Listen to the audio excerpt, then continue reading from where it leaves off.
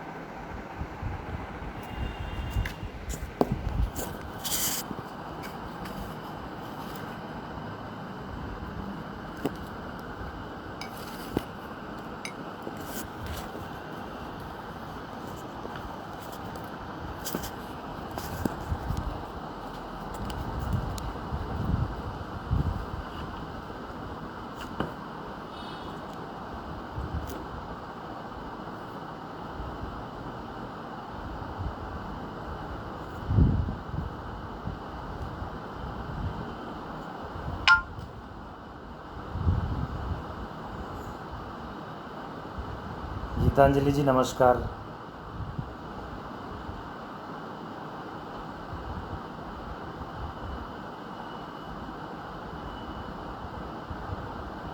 आप मेरा आवाज़ सुन रहे हैं?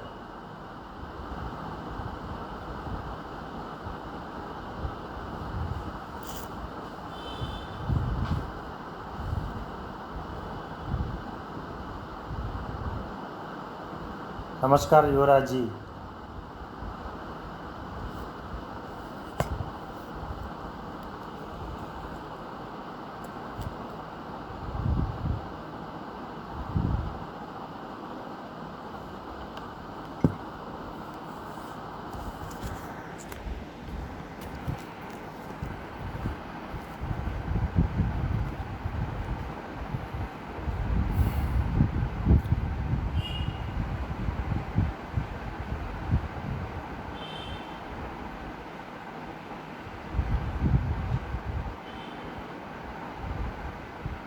Thank you Geetanjali ji. Can I start now?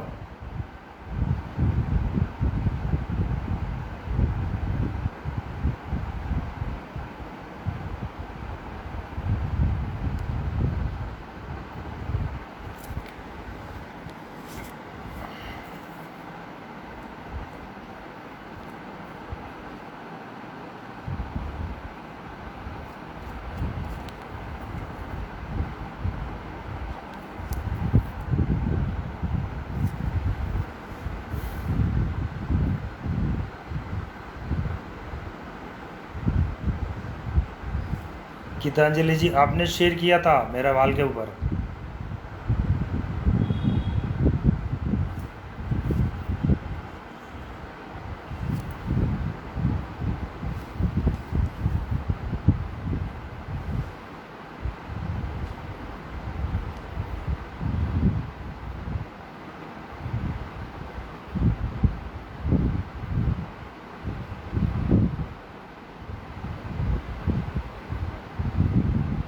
Okay thank you. नमस्कार फ्रेंड्स,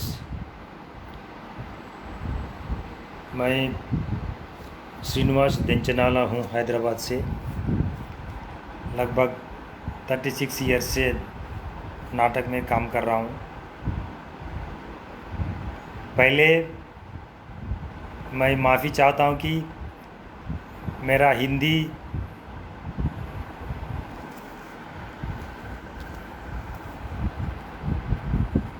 ज़्यादा ठीक नहीं होगा, मगर मैं आपको कम्युनिकेशन कर सकता हूँ।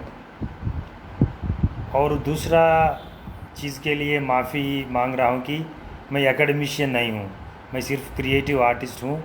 तो ज़्यादा तारीख, दस्तावेज़, हिस्ट्री मुझे याद नहीं रहता, भगवान का कृपा है, और मैं उसके ऊपर ज़्यादा ध्यान नहीं देता हूँ। मैं सिर्फ क्रिएटिव काम करता हूँ। जैसे बादल सरकार जी के जैसे मैं खाली वर्कर नहीं बोल सकता हूँ, मैं क्रिएटिव काम करता हूँ। पहले जो मेरा मंच के ग्रुप के गीतांजलि जी है, और हैदराबाद के मशहूर, हैदराबाद के नहीं पूरा इंडिया मालूम है, सत्यव्रत राउत जी जो HCU में काम करता है, उन्होंने मेरा नाटक का डिज़ाइन भी किया था। ये लोगों को मैं शुक्रिया बोलता हूँ और मैं शुरू करता हूँ।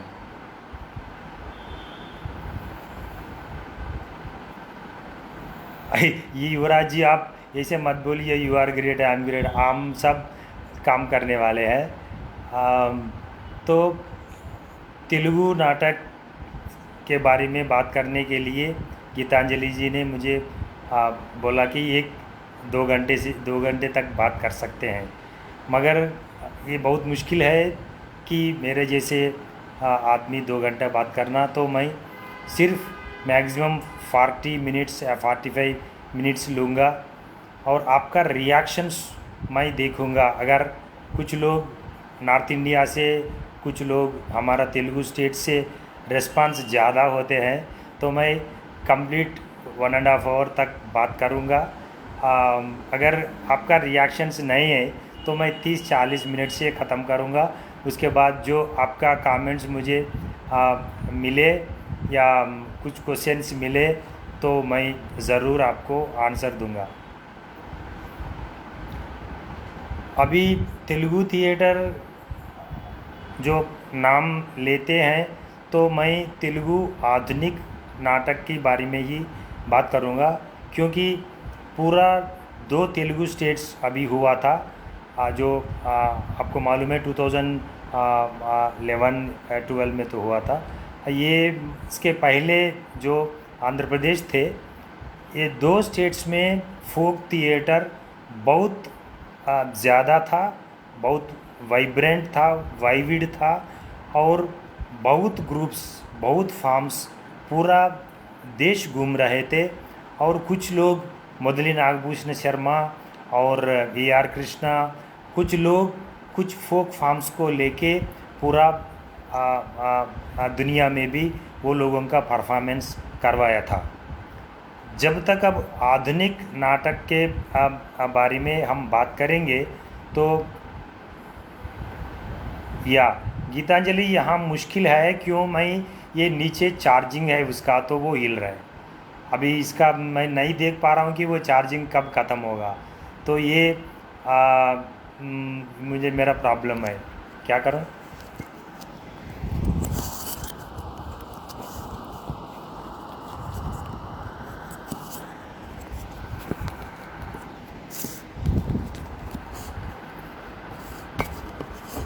One second.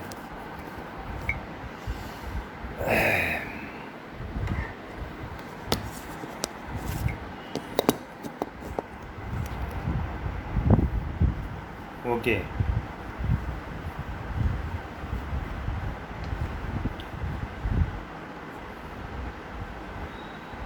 और जो आधुनिक नाटक के नाम के ऊपर जो यहाँ हुआ था पहले से, वो मेरे बहुत लोग यहाँ वो मानते नहीं, मगर वो आधुनिकता ही नहीं है। आधुनिक नाटक या आधुनिक कोई भी कला, कोई भी अगर आपने उसको कैटेगराइज करेंगे, तो पहले आप समझना सोचना पड़ेगा, पढ़ना सोचना पड़ेगा कि आधुनिकता क्या है। जो ट्रेडिशन पूरा देश में ट्रेडिशन को लेके, ट्रेडिशनल वैल्यू सिस्टम को लेके, ट्रेडिशनल परफॉर्मेंसेस को लेके यहाँ आधुनिक नाटक बनाया गया है, वो हमारा तेलुगु में नहीं हुआ है। वो बहुत ट्रेजेडी बात है, जो मेरा सीनियर लोगों के बारे में मैं बात कर रहा हूँ। जैसे मैं जो नाटक देखा था, AR कृष्णा हो या चाटला श्रीरामुलु हो, कुछ लोग हैं, मोदिलनाथ नागभूषण शर्मा हो, और उसके पहले उनके सीनियर्स जो है बल्लारी राघवा जैसे लोग भी जो किया था, बढ़िया काम तो किया था, मगर एक उन्होंने एक जैसे हबीब साहब ने किया था, जैसे इब्राहिम अलकाजी जी ने किया था, जैसे बीवी कारंत ने किया था, एक एक विजुअल, एक एक एक क्या बोले, एक फ्यूचरिस्टिक विजन से वो नहीं हुआ था। तो मुझे 1984 में मैं पहले मेरा नाटक का जर्नी शुरू हुआ था। जब मैं सेंट्रल गवर्नमेंट में काम करता था, और उसके पहले मैं अभी मैं बोला ना, तारीख मुझे याद नहीं है, मगर मेरा तारीख तो याद है। मैं 7th क्लास में पहले नाटक लिखा और डायरेक्शन भी किया। मेरा क्लासमेट से वो डायरेक्शन करके नाटक करवाया, और वो नाटक का कंटेंट है जो इंदिरा गांधी जी का जो 21 वो क्या बोलते हैं 21 प्रिंसिपल्स कुछ है, वो ऑल इंडिया रेडियो में सुन के उसके लिए मैं जो वर कट्न बोलते हैं तेलुगु में, जो पैसे देते हैं शादी के टाइम पे, उसके खिलाफ है। और मुझे याद भी है, उसमें कोई भी लड़की नाटक करने के लिए आगे नहीं आया, तो मेरा दोस्त एक रविंदर बोल के है लड़का, उसको मैं लड़की बनाया, और वो मेरा डिस्ट्रिक्ट फर्स्ट आया। ये मैं पहला रंगमंच लिखना और दर्शक एक ही बार हुआ था। जब तक मैं जो नमस्कार सच्चे जी, बहुत बहुत धन्यवाद, आप है इधर। तो सुभजीत थैंक यू। मैं बीच में लोगों को प्रति नमस्कार नहीं करूँगा, क्योंकि मेरा फ्लो चले जाएगा, तो मुझे माफ़ करना अगर प्रति नमस्कार नहीं करेंगे बड़े लोग।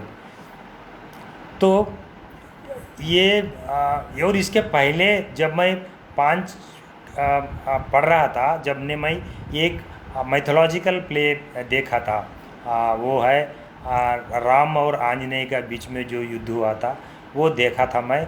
और मेरा फादर मदर घर में नहीं है, तो बच्चों को मैं छोटे छोटे बच्चों को लाया, और उसका पूरा चाक पीस और कोल मुंह पे लगाया, और क्या बोलते हैं टाइल पूंछ बोलते ना, पूंछ, वो कुछ रस्सी से बनाया।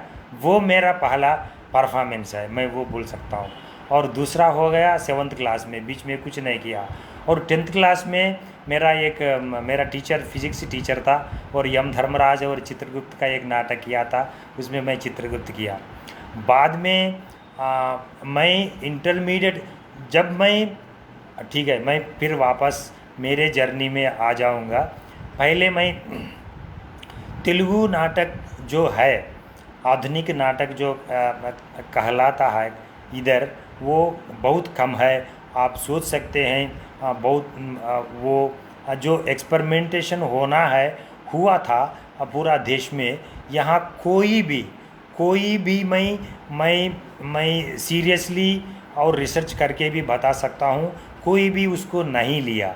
इसलिए नहीं लिया कि जो सीनियर्स है मेरे पहले, वो लोगों भी नहीं लिया है।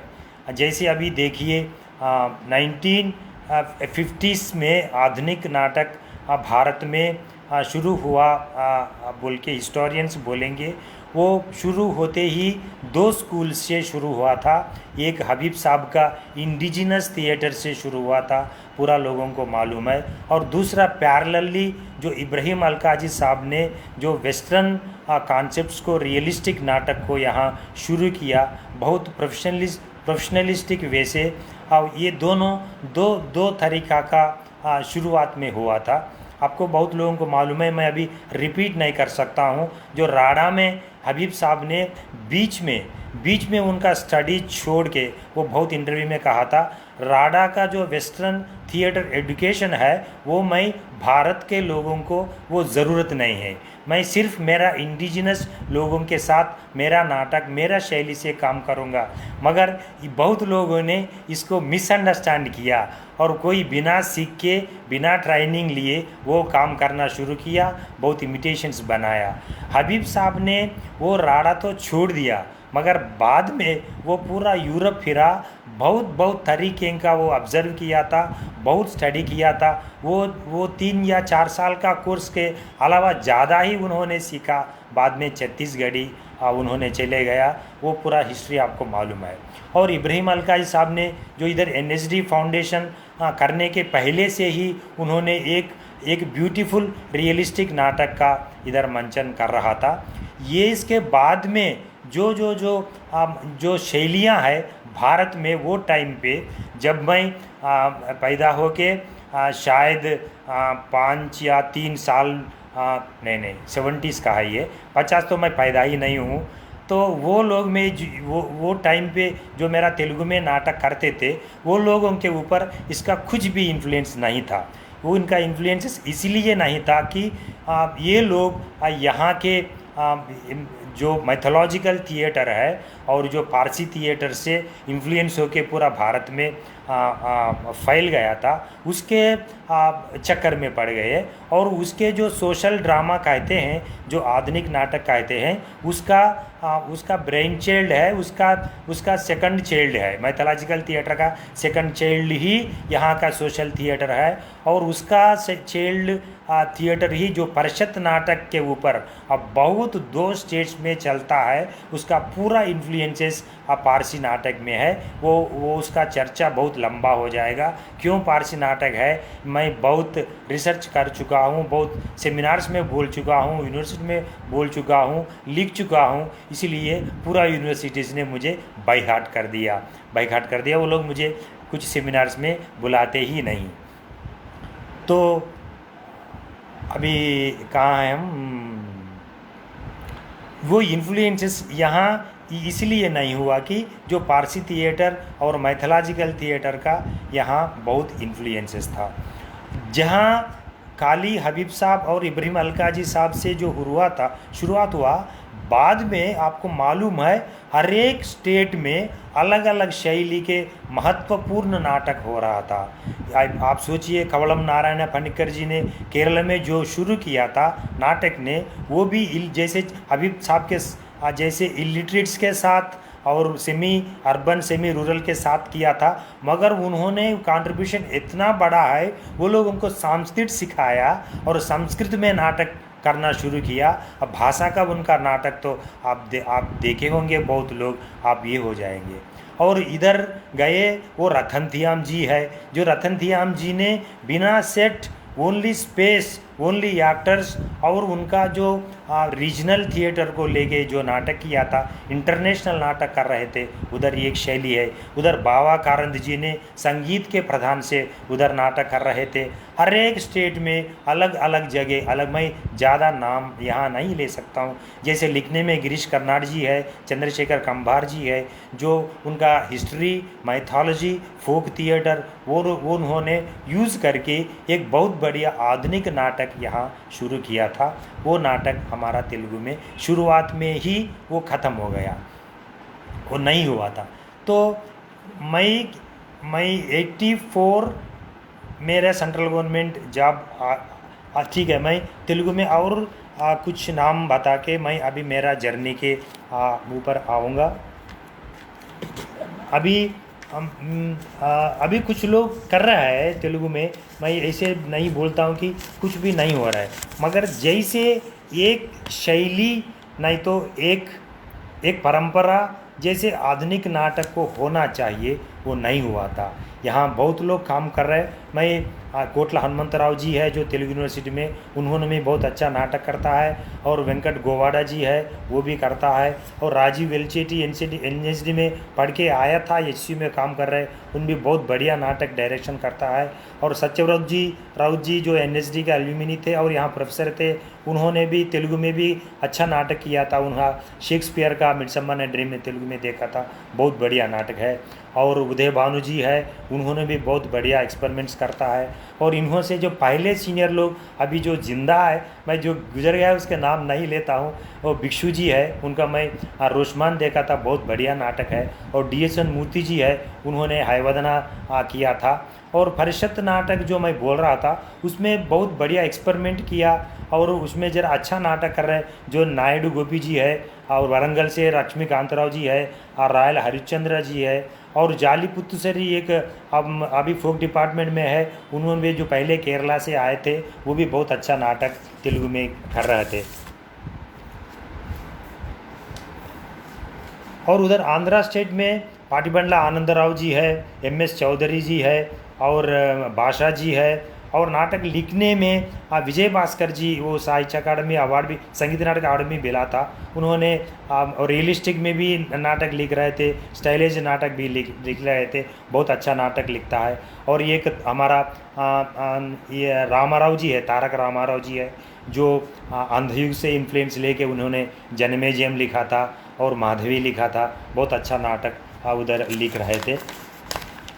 और इधर फेस्टिवल्स भी अच्छा फेस्टिवल्स होता है, मगर ज़्यादा से ज़्यादा, क्योंकि यहाँ तेलुगु नाटक ही नहीं है, तो लोग हिंदी, इंग्लिश, कन्नड़ा वो भाषा का ज़्यादा होता है। उसमें खादर की बेग थिएटर फेस्टिवल एक बहुत बढ़िया होता है।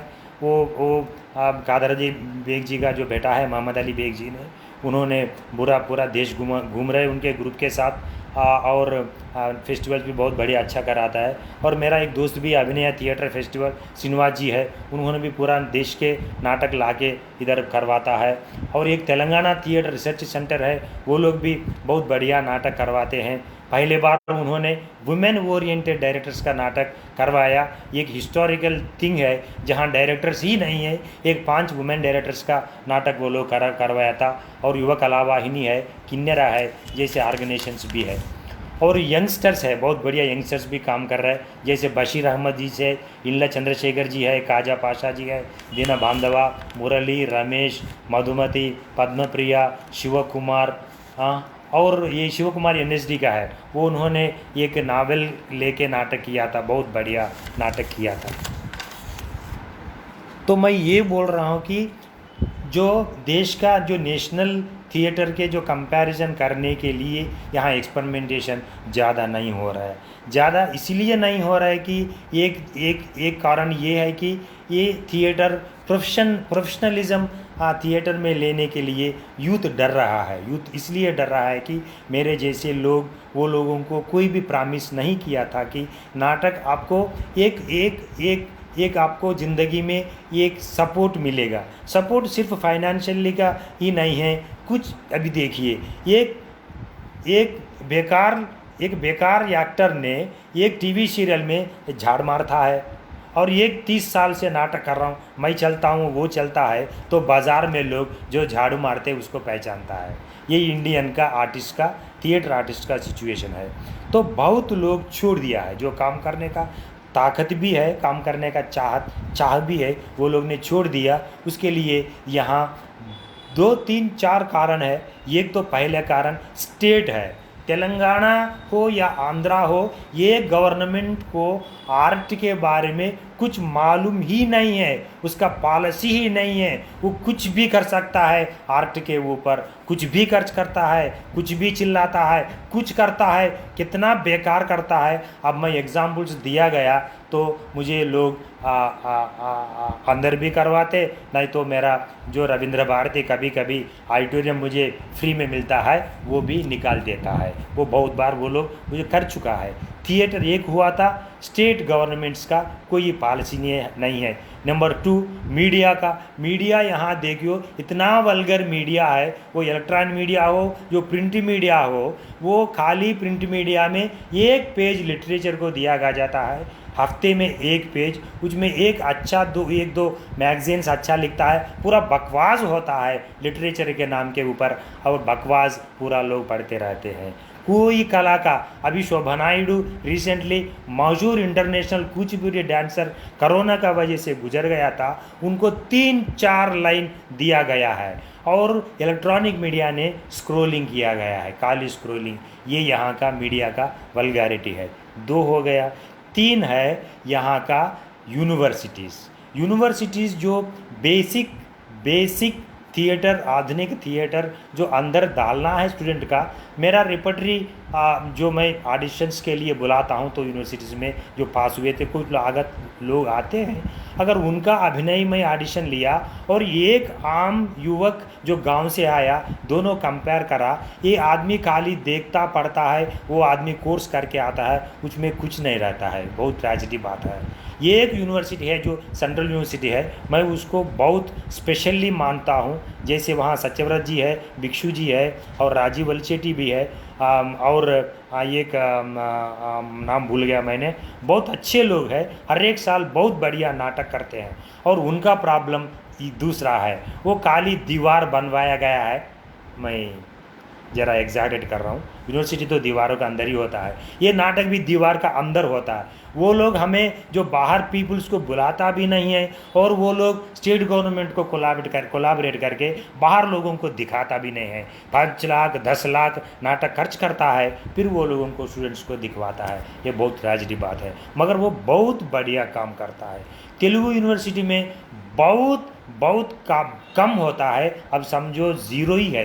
ये नाटक बहुत बढ़िया नाटक है। एक नेशनल तौर पर इसको या स्क्रिप्ट के बारे में या परफॉर्मेंस के बारे में उसको हम मेंशन करेंगे, ऐसे नाटक लेना बहुत मुश्किल है। अब निज़ाम कॉलेज में है, अब उसमें मैं नाम नहीं लिया, राम मोहन होलगुंडी एक SCU से आया था, उनका भी निशुम्भता एक ग्रुप है, वो बहुत बढ़िया काम करता है, बहुत एक्सपेरिमेंट करता है। अभी वहाँ है तो कुछ लोगों को सीखना शुरू किया था। जो आंध्रा यूनिवर्सिटी में, वो तो अभी क्या करता हमको पता ही नहीं।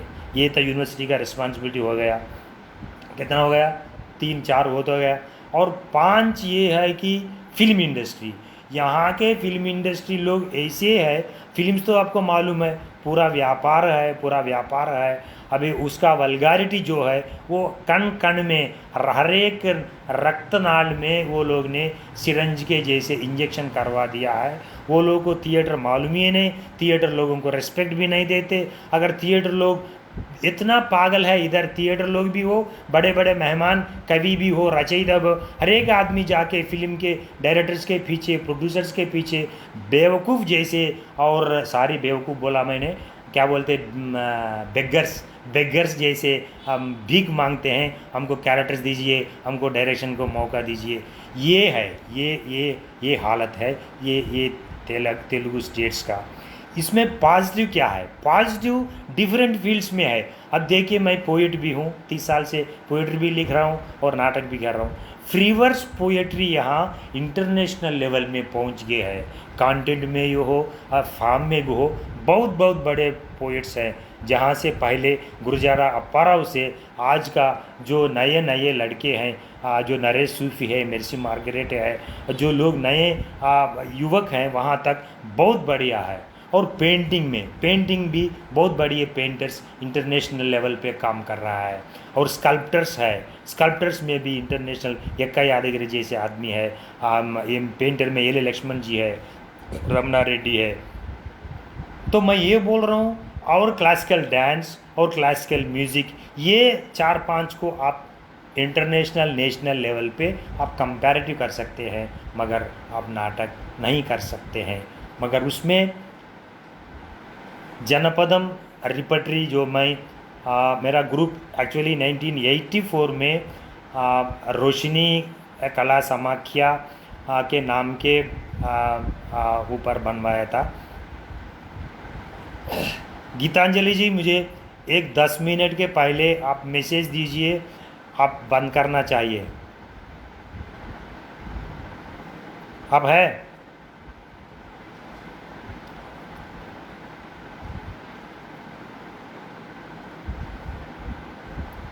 ओके। तो मैं ये बोल रहा हूँ कि अभी मैं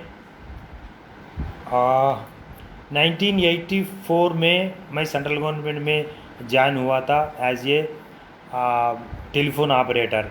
वो भी हम घंटे के हिसाब से काम कर रहे थे, हमको एक घंटे को ₹1.50 मिलते थे। तो 84 के पहले ही मैं नाटक कर रहा हूँ। वो नाटक है परिषद नाटक है। यहाँ जो मैं आपको कैटेगरीज बोलना भूल गया था। यहाँ एक परिषद नाटक है, एक मैथोलॉजिकल नाटक है, और एक फोक थिएटर है, और एक आप समझिए आप आधुनिक नाटक ही बोलिए। और मैं मेरा जनपदम रेपटरी को ज़रा आगे आधुनिक से बढ़वाता हूँ। मैं उसको आधुनिक आनंतर जो पोस्ट मॉडर्न तो मैं नहीं बोलना चाहिए, क्योंकि वो क्रिटिक्स बोलना चाहिए। जो आधुनिक नाटक ने जो छोड़ दिया है, जो पूरा भारत में, जो मैं पूरा एग्जाम्पल्स आपको बताया हबीब साहब से लेके पूरा जो डायरेक्टर्स और प्ले राइट्स विजय तेंदुलकर जी है, बादल सरकार जी है, जो पूरा भारत का मॉडर्न थिएटर ने छोड़ दिया था। जैसे कैस्ट है, कैस्ट ने तो भारत का नाटक अब एनएसडी में भी बहुत रेयर होता है। जैसे क्या बोला वो अनटचेबल्स एक नावल है, जैसे बहुत कम होता है जो कैस्ट का प्रॉब्लम इंडिया में मेन प्रॉब्लम है। और कैस्ट क्लास, जो क्लास का बारे में भी बहुत कम होता है। मैं डायरेक्टर्स में नाम भूल गया था, मेरा पसंद नाटक डायरेक्टर्स और राविंद्र दास भी है, बहुत बढ़िया। मैं उनका नाटक मुझे बहुत अच्छा लगता है। और प्रसन्ना जी का जो रियलिस्टिक नाटक है वो भी बहुत बढ़िया लगता है। और मेरा जो पहले इन्फ्लुएंसेस था वो एन के शर्मा जी का भी है। एन के शर्मा जी जो जन्म के साथ काम करते थे, उनका नाटक मैं देख चुका हूँ। बहुत बहुत कम रिसोर्स से वो बहुत बढ़िया विजुअल्स बनाते हैं, और पॉलिटिक्स भी बहुत स्ट्रांग होता है। तो मैं ये अब बोल रहा हूँ कि जो नाटक होना चाहिए, जो एक्सप्रेशन में या पूरा जो नाटक का जो मेन प्रिंसिपल्स, मेन टूल्स होता है, आप स्पेस समझिए, लाइट समझिए, कास्ट्यूम कुछ भी हो, उसको पूरा इस्तेमाल करके एक अच्छा नाटक करना वो बहुत मुश्किल का बात है। इसलिए प्रसन्ना जी ने बोला ये एक बढ़िया नाटक चूज़ करके, एक बढ़िया नाटक डिज़ाइन करके, अच्छा एक्टर्स ट्रेन करके डिज़ाइन डायरेक्शन करना, ये एक ज्ञानपीठ अवार्डी लेवल काव्य लिखने का बराबर ही माना जा सकता है। मगर भारत में तो आपको मालूम है लेखक को भगवान माना जाता है, और दर्शक को बहुत कम कम कम देखते हैं, वो तो हर एक जगह है। तो मेरा जर्नी 1984 में शुरू हुआ था। मैं जैसे बोला 1980 में एक चित्रगुप्त नाटक किया था। बाद में मैं खम्मम पहुंचा, जो गारला टाउन से। वहाँ मेरा पहला जो मेरा लेफ़्ट के साथ, मेरा लेफ़्ट ग्रुप्स के साथ, लेफ़्ट आइडियालजी के साथ पहला मेरा मुलाकात हुआ था, जो मेरा एक मुझे ज़िंदगी में एक अच्छा मुझे विज़न दिलाया। नहीं तो मैं गेजेट ऑफिसर बन के गवर्नमेंट में काम करता था, नाटक नहीं करता था। At the same time left ने मेरा 10-15 साल खा लिया था। वो जो अभी भारत में जो मैं लेफ़्ट इसलिए यूज़ करता हूँ कि जो लेफ्टिस्ट का कोट अनकोट है, मतलब कोट अनकोट लेफ्ट, आपको मालूम है वो कोट अनकोट लेफ्टिस्ट, वो उनको मार्क्स को मालूम नहीं, मार्क्स लेनिन माओ और कुछ को किसको भी पढ़ते ही नहीं है, और मार्क्स के नाम को खाली लेता है। वो लोग ने क्या क्या क्यों मेरे ऊपर ये हुआ, तो आपको मैं एक लाइन में अब बोलता हूँ कि जैसे एक पोइट्री है, पोइट्री पूरा लोगों को समझ में आना, इतना गलती बात है ये। आर्ट सिर्फ पीपल्स को पीपल कितना तरह के पीपल होता है, पीपल के सीट में क्यों बैठता है। जैसे मैं मेरा राय ये है, जैसे क्रिएटिव आर्टिस्ट जो नाटककार हो, कवि हो, पेंटर हो, जैसे उन्होंने उनका क्रिएटिविटी के लिए इतना तड़पते हैं, इतना श्रम करते हैं, जैसे पढ़ना हो, साधना हो, इतना ही रीडर करना ही है, इतना ही ऑडियंस करना है। जो रीडर वो समझ में नहीं आएगा तो उसको जो समझ में आए वो साहित्य के पास जाना है। जैसे फोक लिटरेचर पे जाइए, फोक लिटरेचर ऑडियंस को वो जल्दी मालूम होता है, समझ में आता है, मगर उसमें भी एक पोएटिक एब्स्ट्रक्शन होता है, मगर उसका एक आदत बनता है। जब आप मॉडर्न लिटरेचर में आए, मॉडर्न थिएटर में आए, वो रीडर भी वो ऑडियंस भी उनका एक साधना करना बहुत ज़रूरी है। तो ये हो गया। तो मैं जहाँ जो परिषद नाटक होता है जो कॉम्पिटिशन्स के लिए करते हैं वो क्या बोलते हैं, छोटा नाटक बोलते हैं, तेलुगु में नाटिका बोलते हैं, वो मैंने 84 टू 85 89 5 इयर्स किया था। Best director, best comedian, best writer, बहुत प्राइज़ लिया था। मैं पहली बार मेरा आंखें खुल गया था। मैं ज़िंदगी भर संगीत नाटक अकादमी को मैं याद रख लेता हूँ कि 89 में हैदराबाद में संगीत नाटक अकादमी ने एक बहुत बड़ा 9 दिन का फेस्टिवल किया था। मैं जब सेंट्रल गवर्नमेंट में काम करता था और रात में ड्यूटी होने के बाद वो परिषद नाटक मैं एम्प्लॉइज़ के साथ भी किया था। बहुत पनिशमेंट लिया था मैंने एम्प्लॉइज़ को लेके। मेरे ऑफिसर्स ने मुझे बहुत डिस्ट्रिक्ट्स भी ट्रांसफ़र किए थे क्योंकि मैं बहुत मेडिकल सर्टिफिकेट्स जो चोरी का होता है जो रंग, वो सर्टिफिकेट लगा के लीव लगाता था नाटक के लिए। तो 89 में या 90 में मैं देखा था जो भारत के स्टालवार्ड्स है वो पूरा 9 लोगों को चुनाया गया। रतनतियाम का चक्रव्यूह देखा, हबीब साहब का चरणदास चोर देखा, विजय मेहता जी का नागमंडल देखा, चंद्रशेखर कंबार जी का कुमारस्वामी देखा। अभी पूरा 9 मुझे याद नहीं आ रहा है। वो रात मुझे पहली बार जैसे बुद्ध का बोधि वृक्ष का नीचे वो हुआ था, वो आके मैं मेरा वाइफ के गोद में सिर रखे 3 दिन मैं रोया। इसलिए रोया कि मुझे कोई गाइड नहीं है। एक गांव का लड़का हूँ, एक ट्राइबल गांव का। मैं कारपेंट्री है मेरा फादर का प्रोफेशन, मेरा विश्वकर्मा कम्युनिटी है। वो इन्फ्लुएंसेस अभी मैं भूल गया था।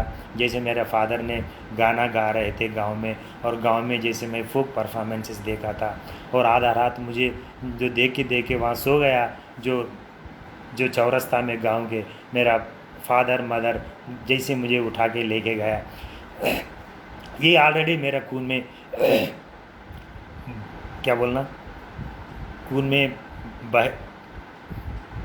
दे are flowing in my blood. So ये देखने के बाद मैं रियलाइज़ हुआ था मैं जो 6-7 साल कर रहा हूँ वो नाटक ही नहीं है, ये नाटक है। अगर मैं नाटक करना है, जब तक मैं बादल दा को नहीं देखा, बाद में बादल सरकार को देखा था मैंने, तो देखने के बाद मुझे संगीत नाटक अकादमी को गया था मैं पर्सनल। वहाँ ये किताब मैं पढ़ा, अभी भी वो लाखों कापी पब्लिश हुए थे, contemporary Indian play rights and theatre directors. पूरा लोगों का इंटरव्यूज़ मैं 3-4 बार पढ़ चुका हूँ। और हबीब साहब का इंटरव्यू लास्ट में था, वो पढ़ के मैं घर में डांस किया था। इसलिए डांस किया मैंने, उन्होंने 20-30 साल से इलिटरेट लोगों से जो नाटक का ट्रेनिंग ही वो लोग ने इनकार कर दिया, वो लोगों से उन्होंने शेक्सपियर कर रहा है, कालिदास कर रहा है, ब्रेक्ट कर रहा है, ये शूद्र कर रहा है। ये सुन के मुझे इतना खुशी लगा है क्योंकि यहाँ का सिचुएशन के लिए ये मुझे सूटेबल है, क्योंकि यहाँ एक्टर्स ही नहीं हैं, ट्रेंड एक्टर्स ही नहीं हैं, ट्रेनिंग देने का इंस्टीट्यूट्स भी नहीं है। तो मेरा एक दोस्त है, अभी मेरा ऑर्गेनाइजेशन का प्रेसिडेंट भी है, मुझे ज़्यादा इन्फ्लुएंस करा है। उनका नाम सुरेंद्र राजू है, डॉक्टर अंबटी सुरेंद्र राजू है, लेखक भी है, क्रिटिक भी है, मशहूर होम्योपैथिक डॉक्टर है। उन्होंने पूछा अभी मुझे करना क्या है, तो उन्होंने मुझे बोला कि अब एकदम हबीब साहब को इतना आपने पसंद ले रहा है ना, अब डायरेक्ट दिल्ली जाओ और हबीब साहब से मिलो और बोलो मैं आपके साथ काम करना है। इसके पहले एक एपिसोड हुआ था, वो एपिसोड ये है, मैं नेशनल स्कूल ऑफ ड्रामा को अप्लाई किया था और वो लोगों ने फर्स्ट वर्कशॉप जो होता है उसके लिए मुझे लेटर भेज दिया गया। मैं कब बोल रहा हूँ, ये 90s के बारे में बात कर रहा हूँ, 89 1991 कुछ ऐसे, याद नहीं है।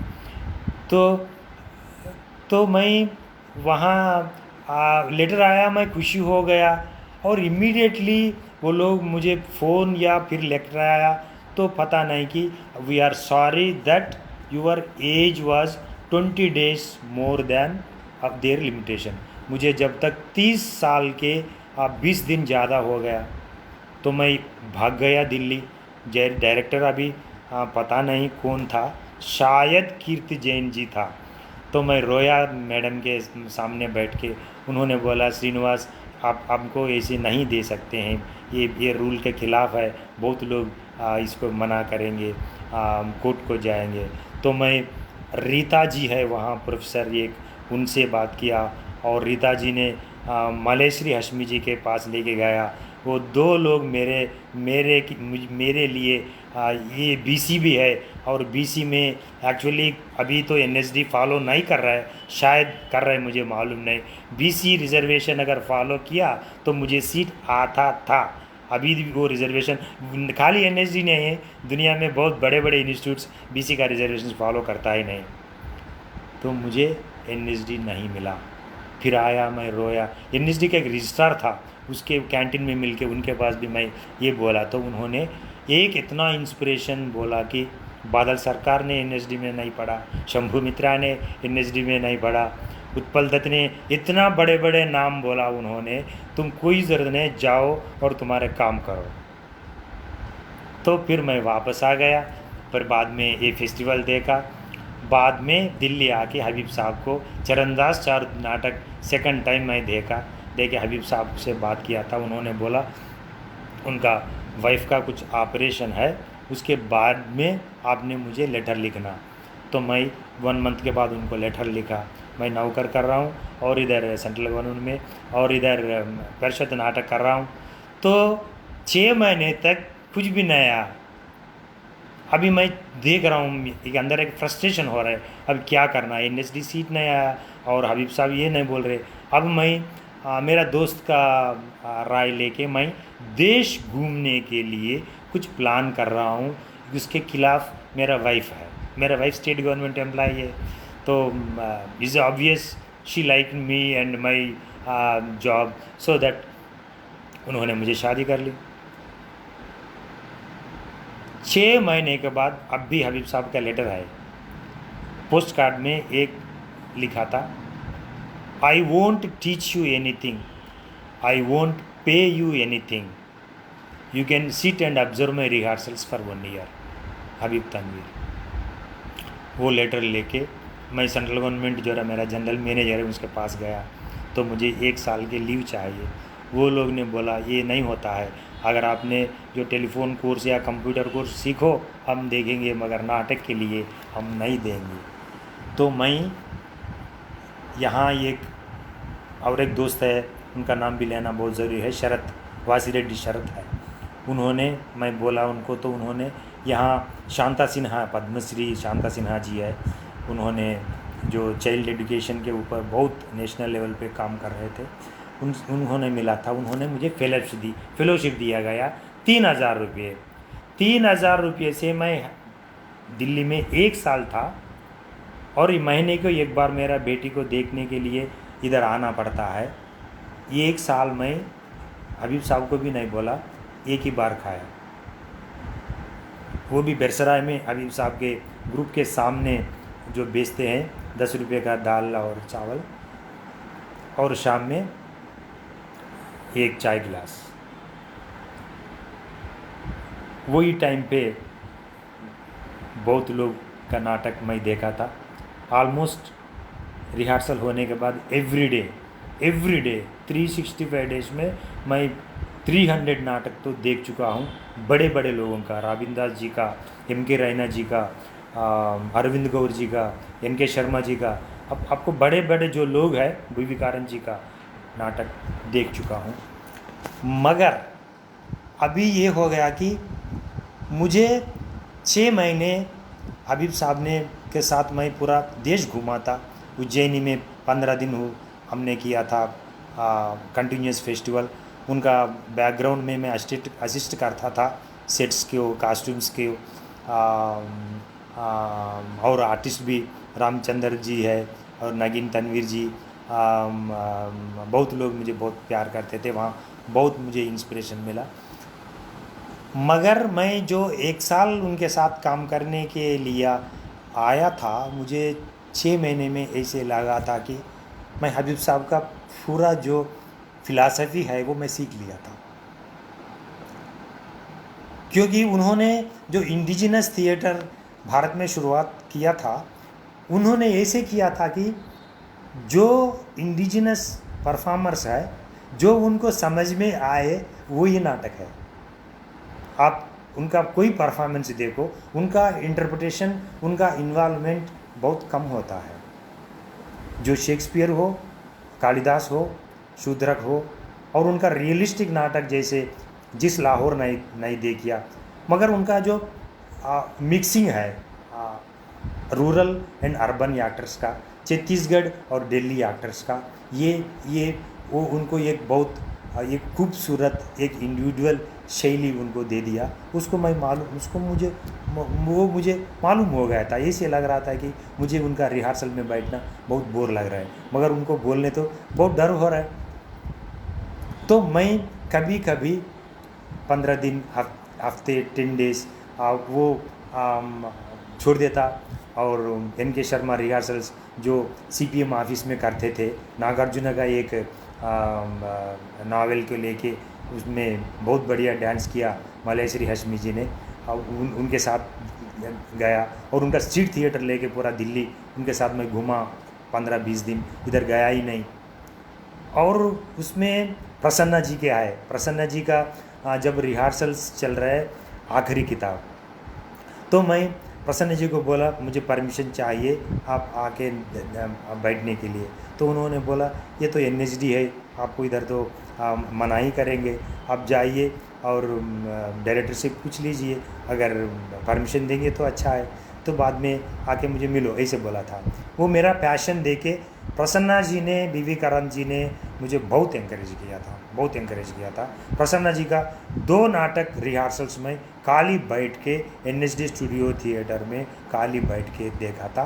एक आखिरी किताब है और दूसरा गिरीश कर्नाड का जो बहुत पुराना नाटक है अंजुमन लीगे। कीर्ति जैन जी ने मुझे परमिशन नहीं दिया। और बीवी कारंत का एक नाटक, 2 नाटक में उनके साथ पूरा रिहर्सल्स में जो बैठ के देखा था। एक हमारा सुरभि के साथ, वो सुरभि हमारा ग्रुप माइथोलॉजिकल ग्रुप है, यहाँ एक नाटक किया था। और दूसरा NHD में टाई कंपनी के साथ वो एक किया था, शायद मेरा ख्याल से वो क्या है, एनिमल्स के साथ किया था, मुझे याद नहीं आ रहा है। पंचतंत्र का उन्होंने ऐसे बोला कि आपको परमिशन तो नहीं मिलेगा और चुपचाप आगे बैठ जाइए। मैं फटाफट ऐसे बैठ के देखा था। तो मैं ये ऑब्ज़र्व कर रहा हूँ और ऑब्ज़र्व कर ले रहा हूँ। और उधर मैं लाइब्रेरी में बैठ के बादल सरकार जी का थर्ड थिएटर का, रिचर्ड शन्नर का, पीटर ब्रूक का एम्प्टी स्पेस, वो किताब उधर से पढ़ रहा हूँ। ऑलमोस्ट ऑल मुझे NHD में शामिल नहीं हुआ था, मगर मैं 1.5 ईयर मेरा खुद का ऊपर मैं काम कर लिया।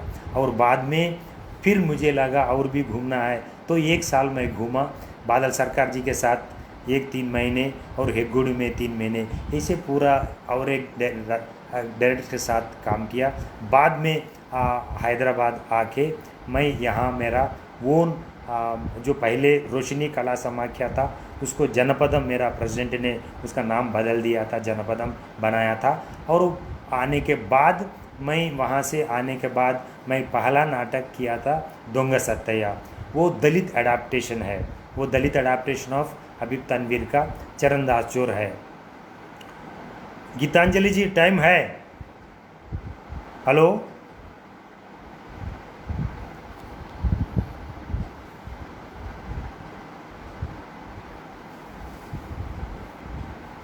हाँ बताता हूँ कन्या शुल्क के बारे में।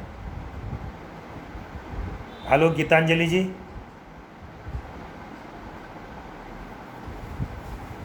अच्छा कोई भी बताइए, हम बात कर सकते हैं और फिनिश करें।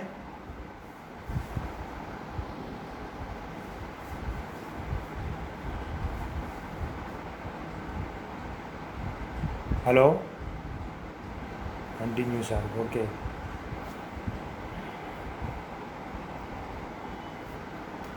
ओके, एक फ्रेंड ने पूछा था कन्या शुल्कम के बारे में।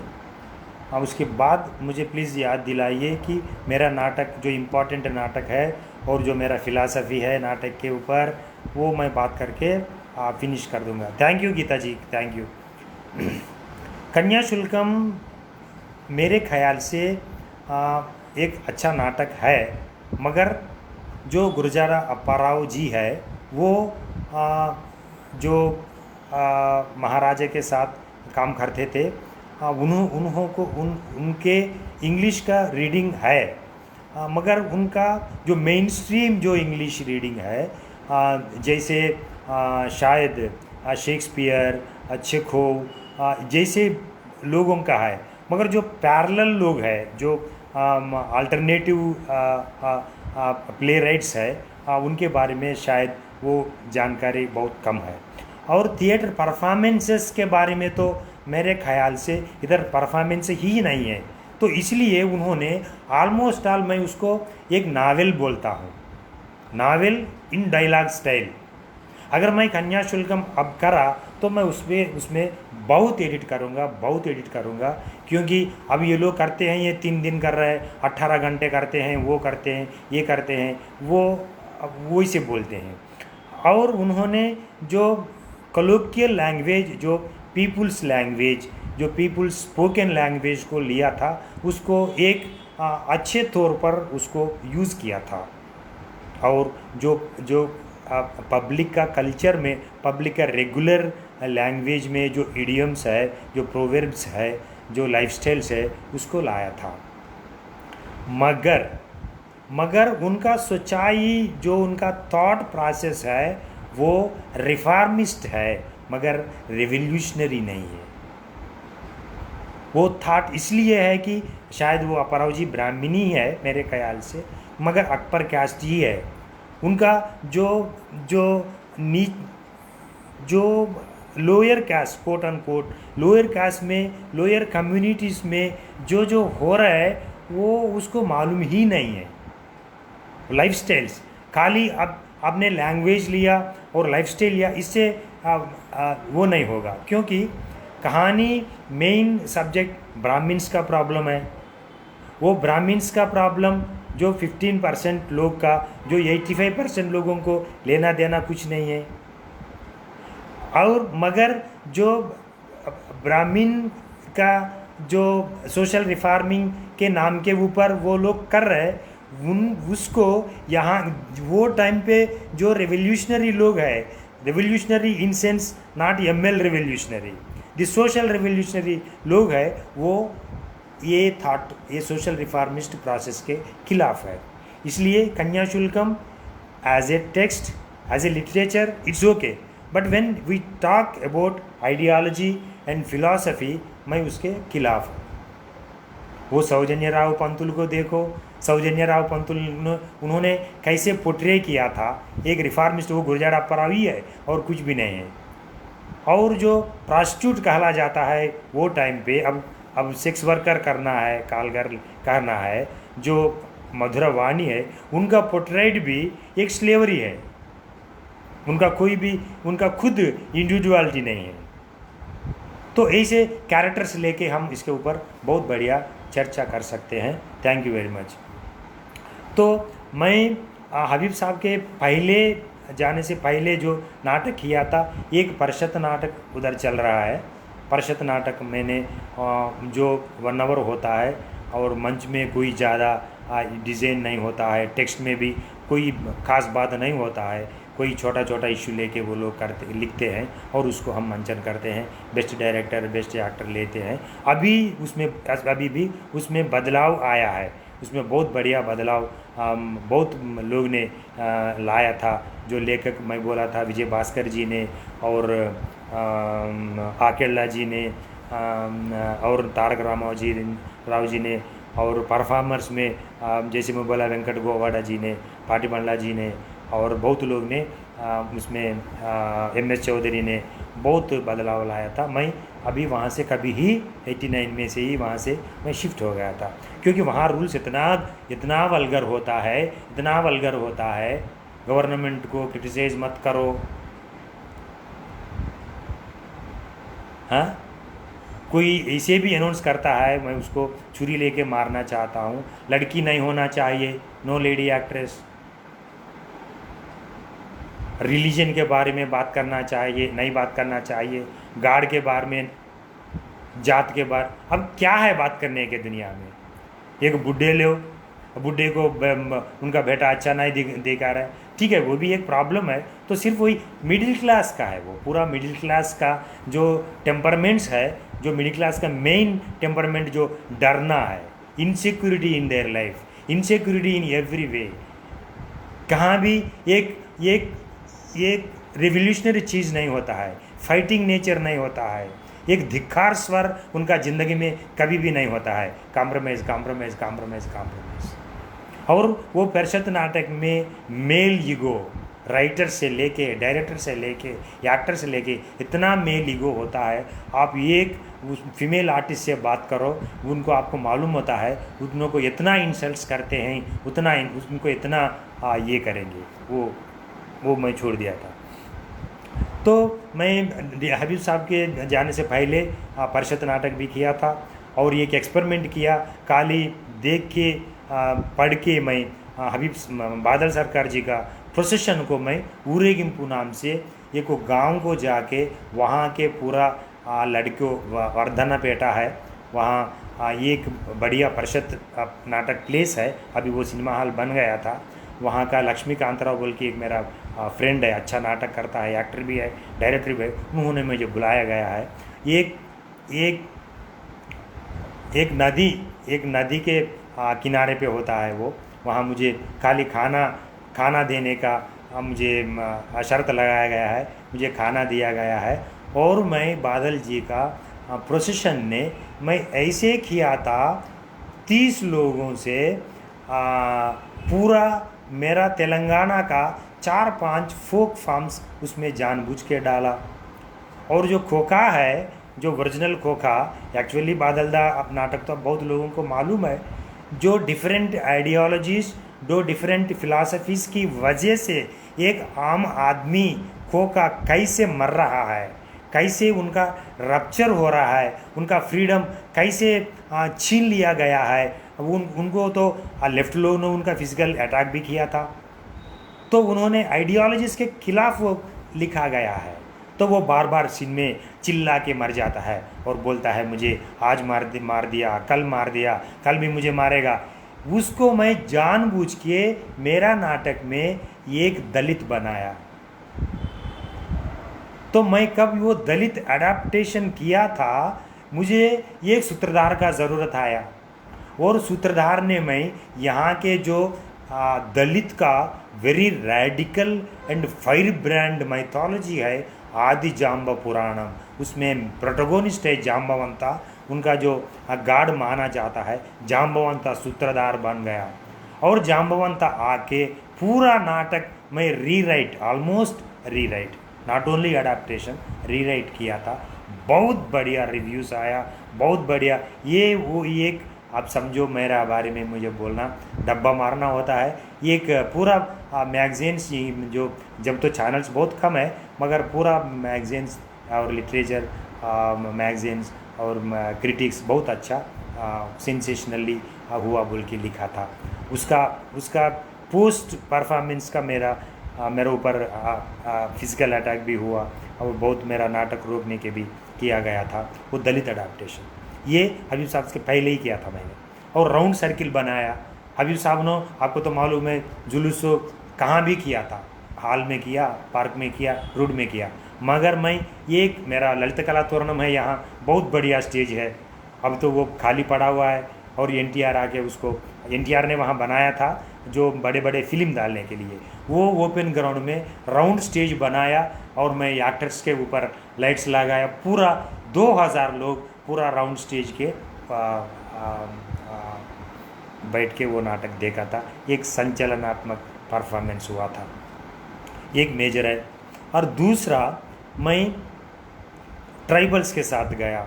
ट्राइबल्स का एक हीरो है, जैसे नॉर्थ में बिरसा मुंडा है, हमारा अभी तेलंगाना में कुमरम भीम है। अभी मैं वो नाटक कंप्लीट कर चुका हूँ, 2 साल रिसर्च के बाद अब लिख चुका हूँ। अभी कोरोना ये प्रॉब्लम होने के बाद उसका रिहर्सल मैं शुरू कर रहा हूँ। तो वो कुमरम भीम 96 में गया मैं एक नावल लेके। वो नावल ने एक रेवोल्यूशनरी राइटर अल्लम राजैया साहू जी ने लिखा, वो बहुत बढ़िया नावल है। नावल बहुत बढ़िया है, मगर वो ज़्यादा उनका ऊपर रेवोल्यूशनरी आइडियोलॉजी लगाया गया है। तो जब मैं ओरिजिनल जो कुमरम भीम के साथ मिल के लड़ाई किया, कुछ लोग बचाया गया, 96 में उनके बात किया था और उनका हिस्ट्री पढ़ा। और ट्राइबल्स के साथ मैं 6 महीने उधर ही रहा, गुंड और गुलामी और प्रधान 4 तरह के लोग हैं, 6 महीने उधर ही था। और उसके पहले मैं जो गवर्नमेंट को पूछा मैं कुमरम भीम करना चाहता हूँ, तो गवर्नमेंट, यहाँ मुझे एक फ्रेंड है वाड्रेव चिनवेर बदुडू, बहुत मशहूर पोइट है और क्रिटिक भी है, बहुत यहाँ लोग एनसाइक्लोपीडिया माना जाता है उसको। तो उन्होंने मुझे हेल्प किया वहाँ ITDA PO से मिलने के लिए। तो PO के पास गया, मैं कुमरम भीम नावल सामने रखा, साहब मैं ये करना चाह रहा हूँ, मुझे हेल्प चाहिए। हेल्प सिर्फ मुझे ट्राइबल्स को 1-2 महीने के खाने दीजिए, बस जो जो रिसोर्स है उसके साथ करता हूँ। तो उन्होंने बोला, सारी श्रीनिवास हम ये नहीं कर सकेंगे, अगर कुमरम भीम नाटक आप करेंगे तो यहाँ नक्सलवाद ऑलरेडी है, ये और बहुत फैला जाएगा और मैं नुकसान में पड़ूंगा और आप भी नुकसान में पड़ेंगे, आप ये मत करिए, मगर आप इतना दूर से आए ये ट्राइबल्स के साथ कुछ करिए। तो मैं 3 दिन वहाँ बैठा, डेली एक बीर पी लिया और ट्राइबल्स के साथ वो लोग जो मुझे पिलाता है वो भी पी लिया। मैं ट्राइबल्स के साथ क्या करना के लिए सोचा, तो मुझे एक आइडिया है कि ट्राइबल्स का अभी जो प्रॉब्लम्स है उसके ऊपर नाटक करूँगा। तो बोला उन्होंने, प्रॉब्लम आप ज़रा कम एम्फसाइज करिए और उनका हाइजीन, हेल्थ और अलग चीज़ों के ऊपर ध्यान दीजिए। तो मैं क्लोज्ड ऑडिटोरियम में रिहर्सल शुरू किया, 40 ट्राइबल्स था, उसमें माजी नक्सलाइट भी थे। और इंद्रवेली में जो, इंद्रवेली तो आपको मालूम है, 40 लोगों को मारा दिया गया पुलिस ने, ट्राइबल्स को, नक्सल्स के नाम के ऊपर। तो उसमें जो हाथ गया, पाँव गया, वो लोग भी थे। मुझे इतना खुशी हो गया, खाली उनका हिस्ट्रीज, उनका एक्सपीरियंसेस लेके मैं तो बहुत बढ़िया नाटक कर सकता हूँ। तो वहाँ वो लोगों का एक नाटक बना मैंने, मावा नाटे मावा राज, गोंडी में। उसका मीनिंग है my rule in my village. तो how tribals are seeing different institutions, उन्होंने फॉरेस्ट डिपार्टमेंट को कैसे देख रहे हैं, उन्होंने कलेक्टर को कैसे देख रहे हैं, उन्होंने ITDO जो मुझे खाना दे रहे हैं उसको कैसे देख रहे हैं। वो उनको एक्सपीरियंस लेके, जो रोज़ मैं रात में बैठे 2 घंटे नाटक में लिख चुका हूँ और रिहर्सल्स भी करा। और पहला परफॉर्मेंस 2000 ट्राइबल्स के साथ मिनिस्टर ने देखा, SP ने देखा, और नेक्स्ट डे मुझे बुलाया गया और मुझे गवर्नमेंट ने बोला आप इमीडिएटली ये नाटक छोड़ के जाइए, नहीं तो आपको बहुत प्रॉब्लम हो जाएगा।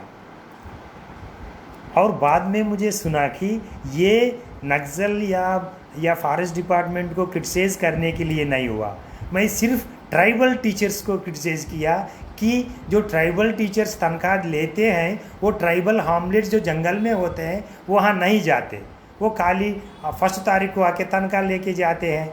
और वो टीचर को एक अवाल कमेटी, एक 5 लड़कियां हैं, वो लोग बाहर लाते हैं और वो बाहर लाके ITDA में कंप्लेंट देते हैं। और मेरा नाटक मैं पूरा गन्नी क्लाथ मेरा करीबी नाटक मैं क्लोज करता हूँ क्योंकि रिहर्सल देखा तो कोई परफॉर्मेंस मुझे करना नहीं देता, तो मैं क्लोज करता हूँ। कहाँ होल लग के ये टीचर्स एसोसिएशन वाले देखा मुझे मालूम नहीं, वो आगे आगे कंप्लेंट कर दिया। वो लोग डर गए। टीचर एसोसिएशन बोले तो पूरा डिस्ट्रिक्ट उनके हाथ में होता है, पूरा स्कूल्स बंद होता है, तो मुझे भेज दिया गया। बाद में मैं जो ट्राइबल्स का एसोसिएशन है बहुत बढ़िया लोग हैं वहाँ। गोपी, डॉक्टर गोपी है, बहुत मशहूर यूनियन लीडर है। एक टाइम पे उन्होंने ट्राइबल्स के हक के लिए बहुत काम करता था, उनको भी मारने के लिए धमकी दे गया था। और एक मैं नाम लेता हूँ,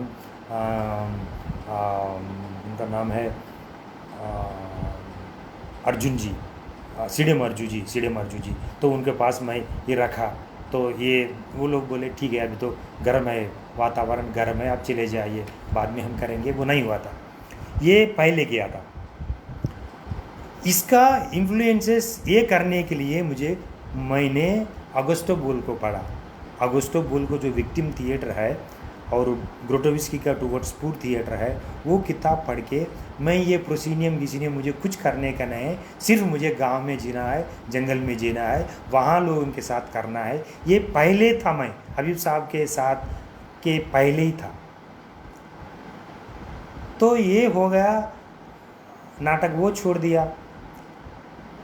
और बाद में ये नाटक देखने के बाद अच्छा, ये अगुस्तो बुल का इन्फ्लुएंस, अगुस्तो बुल ने मुझे, एक डायरेक्टर ने मुझे इंट्रोड्यूस किया था, उनका नाम भी लेना है, तेलुगु में बहुत बढ़िया काम किया था। उनका नाम है पसुपुलेटी पूर्णचंद्र राव जी।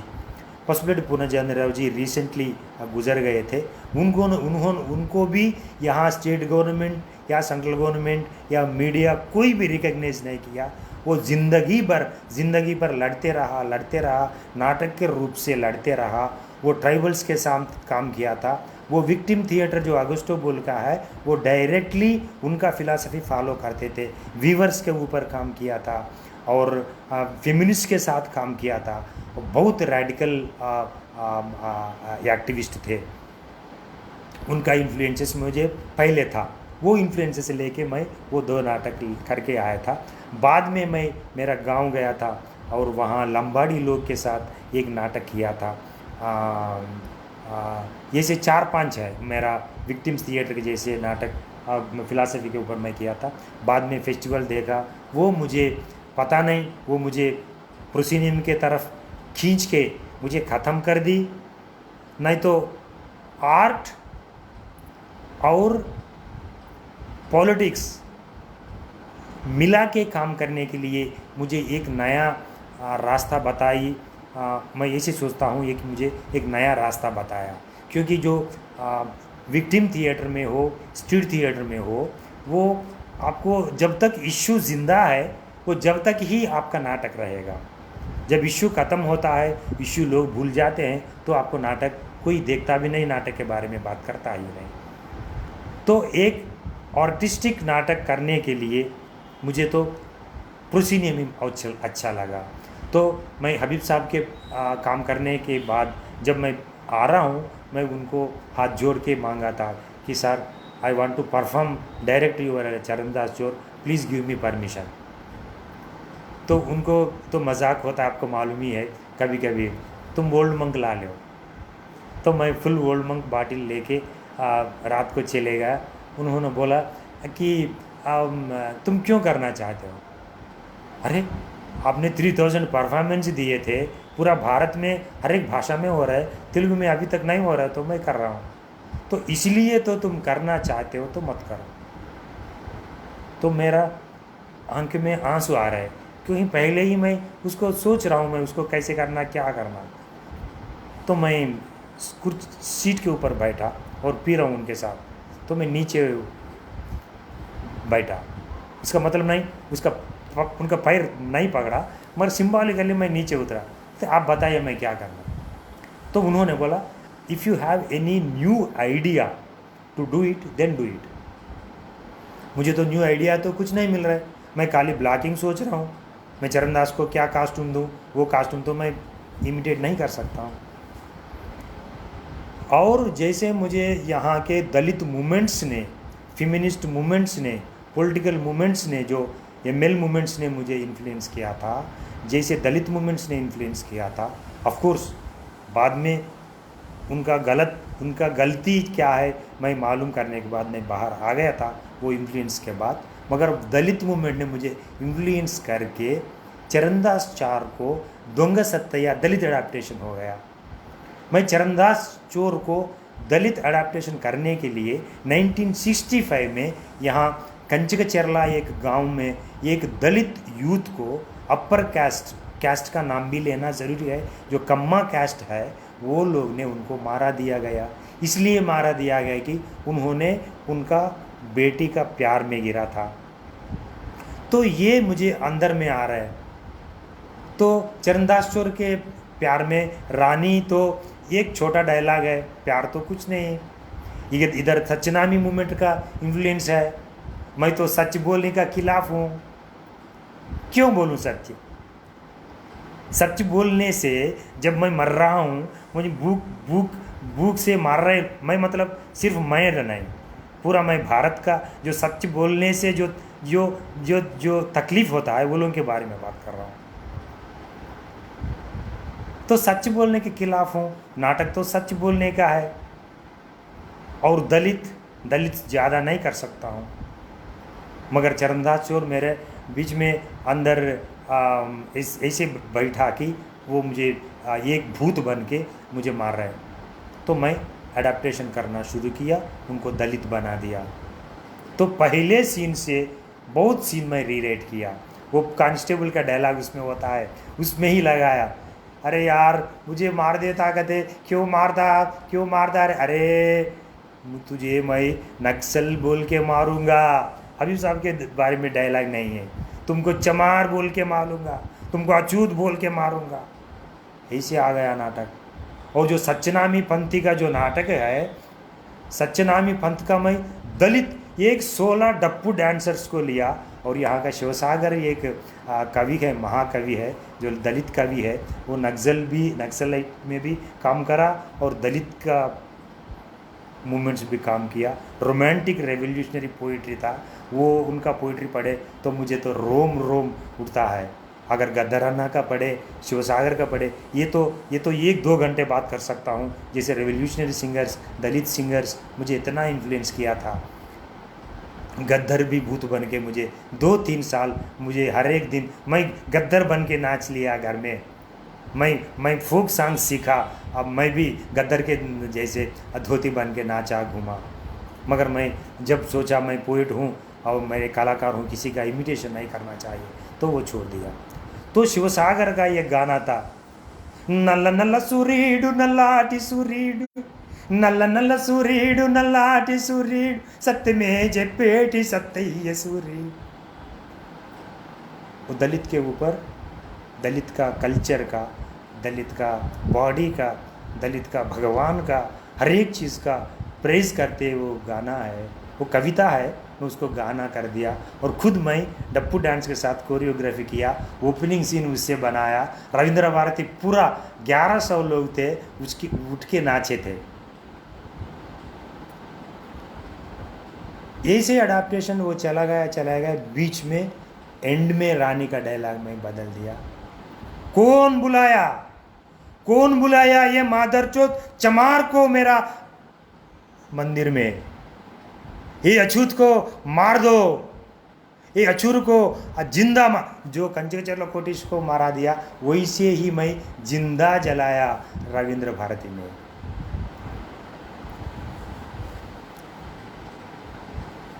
मगर दुख इसलिए होता है कि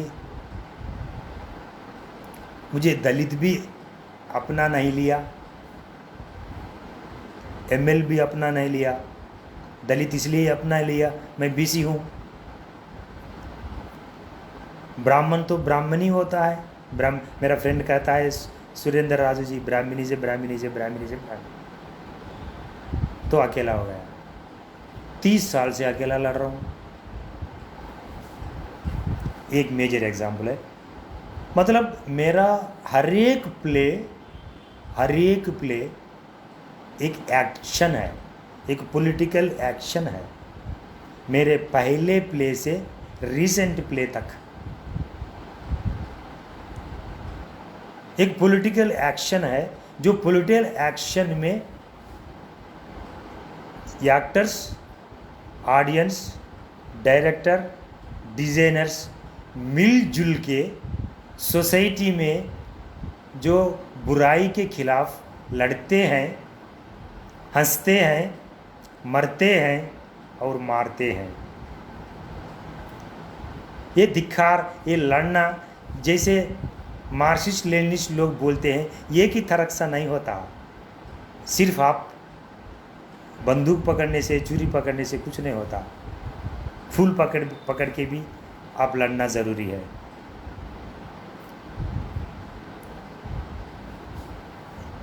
और दूसरा एक नाटक है आदिशक्ति। और मेरा नाटक, मैं एक जर्नी है पहले से। मेरा नाटक सिर्फ परफॉर्मेंस नहीं है, जर्नी से ही मेरा एक्शन शुरू होता है, पढ़ने से ही एक्शन शुरू होता है। जो पढ़ता हूँ मुझे पढ़ने से ही इनकार कर देता है, समझो फैमिली मेम्बर्स, समझो दोस्तों। और जो पढ़ते पढ़ते मेरा पूरा अंदर का मेरा फीलिंग्स है वो मैं शेयर कर लेता हूँ दोस्तों से, वहाँ लड़ाई शुरू होता है। कभी कभी गवर्नमेंट से ग्रांट लेता हूँ, कभी कभी इनकार करता हूँ, कभी कभी लोग डोनेशंस देते हैं, कभी कभी टिकट्स मिलता है, कभी कभी गांव में जाके भीख मांग लेता हूँ। एक तरह का तरीका मेरे से नहीं हो पा रहा है। एक्चुअली मुझे एक गोड़ू जैसे करना है अभी फ्यूचर में। अभी मुझे हैदराबाद से कोई लेना देना नहीं है, तो मैं एक गांव को जा रहा हूँ। मे बी अभी 2017 में सीएम साहब ने एक अवार्ड दिया था, 1 लाख रुपए, जो ना मेरा वर्कशॉप रिपेयर के लिए चले गया था। अभी वर्कशॉप मैं 96 में वहाँ बनाया था, एक 70x70 स्पेस में शेड बनाया था। एक्टर्स को भी वहाँ रहने के दिया, रिहर्सल्स भी वहाँ कर रहा हूँ। अभी वो वेकेट करने के लिए लैंडलॉर्ड 1 साल से प्रेशर कर रहे हैं, अभी वो वेकेट करने वाला हूँ। अगर गांव को गया तो एक प्रोफेशनल थिएटर होना चाहिए और पॉलिटिकली स्ट्रांग होना चाहिए, खाली एंटरटेनमेंट नहीं होना चाहिए। कालिदास अभिज्ञान शाकुंतलम करो, मैकबेथ करो, कुछ भी करो, आपको हर एक लड़ने के लिए आपको एक स्ट्रांग व्यू ऑफ पॉइंट लेने के लिए आपको कुछ तो कुछ मिलता है। सिर्फ आप विजुअलाइज करने में कुछ फ़ायदा नहीं होगा, ये मान के चलता हूँ। विजुअलाइजेशन इसलिए करना है कि लोग बैठना है, ऑडियंस बैठने के लिए विजुअलाइजेशन। मैं मतलब विजुअलाइजेशन का मतलब ये बोल रहा हूँ कि जो स्टेज विजुअलाइजेशन के ऊपर जो लोग अभी आजकल ज़्यादा ध्यान दे रहा है, स्पेक्टेकल बनने से कुछ फ़ायदा नहीं है। इसलिए मैं थिएटर को प्रोडक्शन ऑफ वर्ड समझता हूँ। आपका जो वर्ड है, जो लिखा गया है, जो बोलने का है, कोई भी वर्ड हो, बोलने का भी वर्ड का ताकत होता है, लिखे गया वर्ड की भी ताकत होता है, उसको आप प्ले परफॉर्मेंस में कैसे प्रोडक्शन करते हो, this is the most important. और दूसरा हो गया आदिशक्ति। आदिशक्ति एक फिर माइथोलॉजी है। आप वो माइथोलॉजी कहीं भी नहीं सुन सकते, सुने होंगे। विष्णु, ईश्वर, ब्रह्मा, 3 मिलके, 3 क्या बोलते हैं, बगावत करके आदिशक्ति को पीछे से मार देता है। ये फिर फोक माइथोलॉजी में भी है, फोक माइथोलॉजी में ही है। वो शक्ति पुराण बोल के 8 दिन परफॉर्म करेंगे। वो चिंदू यक्षगान लोग हैं, वो सब कैस्ट है, दलित्स के सब कैस्ट है। तो मैं क्या किया, ये प्रोजेक्ट को मुझे IFA ने सपोर्ट किया, India foundation for the arts. वो परफॉर्मर ग्रुप को लाया था। बैड लक मुझे कमज़ोर परफॉर्मर ग्रुप ने मिला था, उसमें भी बहुत बढ़िया परफॉर्म कर रहे थे, मगर जो लोग मुझे 1 साल काम करने के लिए बहुत पैसे मांगे थे, मगर ये लोग ज़रा पैसे, इनका ग्रांट और उनको देने का समान मिला था, इक्वल मिला था। तो मैं वो जो 8 दिन परफॉर्म करते हैं, वो परफॉर्मेंस को मैं 2.5 आवर्स लिखा था। और जो मेरा तरह का अडाप्टेशन होता है वो कर दिया। उसमें यक्षगान भी आया और उनका मूवमेंट मैं उनका मूवमेंट्स, जो हस्तमुद्र मूवमेंट्स को, बॉडी का मूवमेंट्स को वाइविड करने के लिए, एलाबरेट करने के लिए मैंने हमारा यहाँ कुचिपुड़ी बहुत फेमस डांसर है, कोरियोग्राफर है अरुणा भिक्षु जी, मैंने आपको भिक्षु जी का नाम बता चुका हूँ, उनका वाइफ है, उनका सहारा लिया। उन्होंने मूवमेंट्स किया और मैंने थिएटर किया था, और वो ओरिजिनल लोग ने फोक, 3 मिला के एक बढ़िया नया सा परफॉर्मेंस आया। वो IFA का एग्जीक्यूटिव मेंबर्स थे, एग्जीक्यूटिव डायरेक्टर थे, उनका नाम मैं भूल गया था, उन्होंने बहुत तारीफ़ किया था। तो वो कहानी मैं नहीं बोल सकता हूँ क्योंकि बहुत टाइम लगता है। Did Habib Tanvir see your Charandas your production, what was his reaction? Satish ji, Habib साहब मेरा नाटक नहीं देख पाया, बहुत बैड लक है मेरा, क्योंकि वो टाइम पे तो ज़्यादा वीडियोग्राफी नहीं है।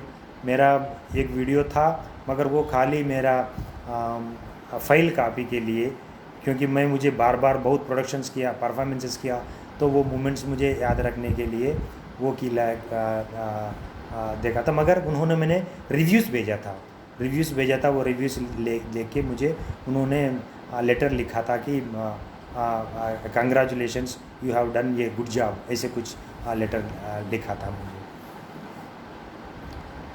तो शक्ति में भी मेरा इंटरप्रिटेशन ये हुआ कि जो शक्ति मरने के बाद उन्होंने बोलता है कि मुझे मेरा जो भस्म होता है उसको 4 तरह के इकट्ठा करो, और 3 इकट्ठा से एक इसमें सरस्वती, एक पार्वती और एक लक्ष्मी आता है, आप 3 शादी कर लो, विष्णु ईश्वर ब्रह्मा, और एक जो भस्म को पूरा धरती के ऊपर फैला दो, हर एक घर में एक शक्ति पैदा होता है। ये मेरा एंडिंग है।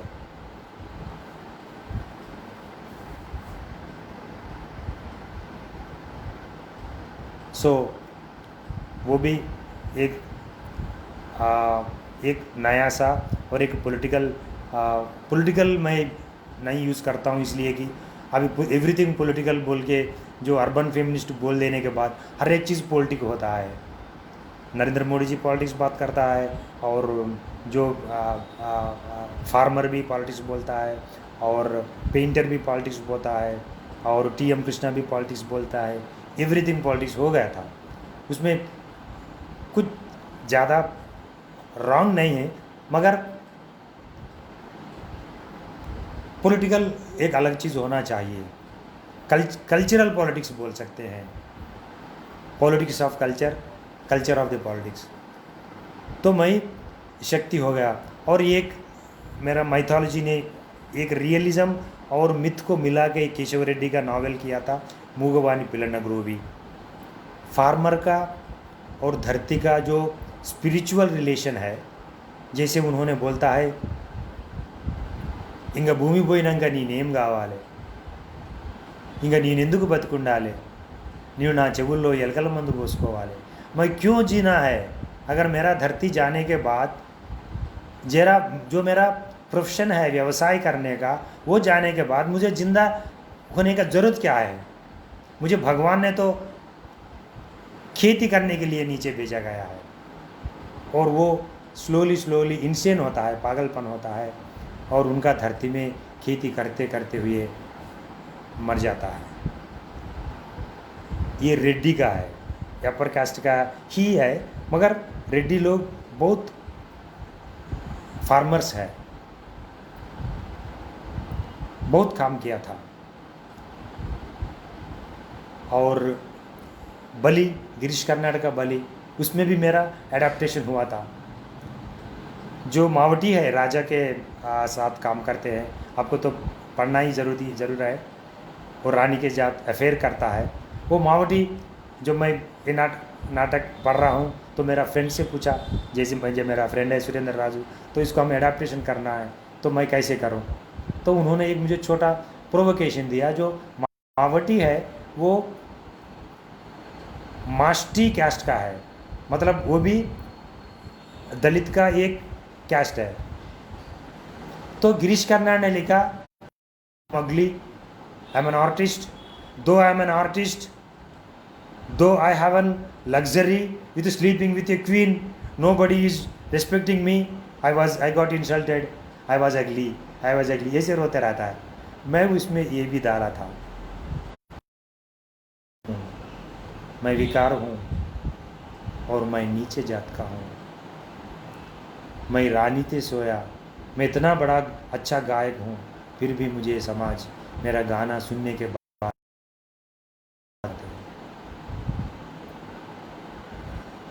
और एंडिंग में भी जो रानी को, वो तो पॉजिटिव एंडिंग देता है, तो एंडिंग भी चेंज किया था।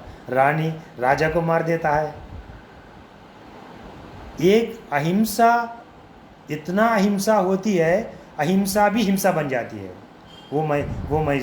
मैं आप तो पहले से बोल रहा हूँ, मैं अहिंसा के खिलाफ हूँ, सत्य के खिलाफ हूँ। अगर आपके ऊपर आके लोग आपके ऊपर आके आपका पूरा पैंट उतार के आपको जो कर रहे हैं, क्या बात करें आप अहिंसा। तो मैं और लोगों को अहिंसा से डरवाया। जैनिज़्म बोलती रहती है, अहिंसा बोलती रहती है, और उधर वो हिंदू माता बोलती रहती है, ये लड़की तुमको क्या मालूम है हिंसा, मुझे पूछो, मैं इनको गर्भ नहीं आता, मुझे गर्भ आया। मैं जब प्रसव वेदना, प्रसव रक्त में देखा, यही से होता है मेरा नाटक। और मेरा नाटक एक एक्शन है, आप वो कल्चरल एक्शन समझिए, पॉलिटिकल एक्शन समझिए, एक एक्शन होता है। आपको बहुत बहुत धन्यवाद, मुझे इतना देर आपने सुना था। मैं गीतांजलि जी को और सत्यव्रत राउत जी को, और गीतांजलि जी का जो टेक्निकल इंजीनियर है उनका बेटी, मैं सॉरी नाम उनका भी थैंक यू बोलता हूँ। अगर आप कुछ प्रश्न पूछे तो मैं थोड़ी देर के लिए आपको जवाब देता हूँ। नहीं तो गीतांजलि आप कब फिनिश करो बोलो, जब मैं फिनिश करता हूँ। Thank you so much.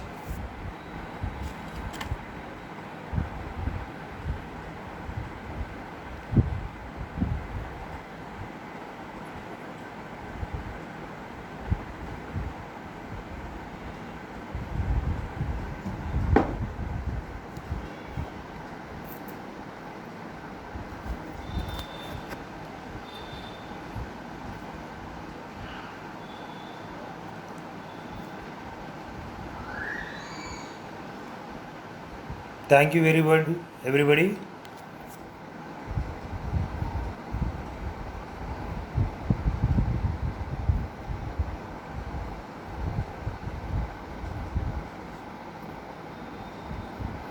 Okay, thank you very much.